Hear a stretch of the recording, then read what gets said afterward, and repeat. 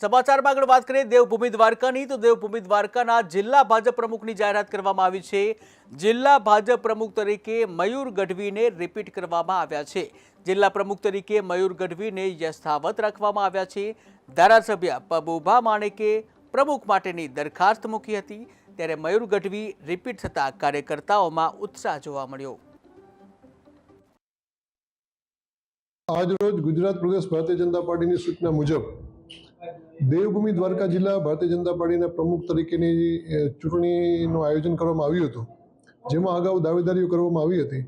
પ્રદેશ નેતૃત્વએ મારા પર ભરોસો રાખી અને મારા જેવા કાર્યકર્તાને ફરીથી જિલ્લા ભાજપના પ્રમુખ તરીકે મારી જે નિમણૂક અને પસંદગી કરવામાં આવી છે, એના માટે પ્રદેશ નેતૃત્વનો સૌનો આભાર માનું છું। જિલ્લાનું નેતૃત્વ અને પ્રત્યેક કાર્યકર્તા, ભારતીય જનતા પાર્ટીના પ્રત્યેક કાર્યકર્તાએ જે મારામાં વિશ્વાસ મૂકી અને ફરીથી મને જિલ્લાના પ્રમુખ તરીકે જવાબદારી આપી છે, એ બદલ હું સૌનો આભાર વ્યક્ત કરું છું। અને આગામી દિવસોમાં દેવભૂમિ દ્વારકા જિલ્લો સંગઠનના કામગીરીમાં પ્રત્યેક રીતે સંપૂર્ણ નિષ્ઠાપૂર્વક કામ કરશે, એની હું સૌને ખાતરી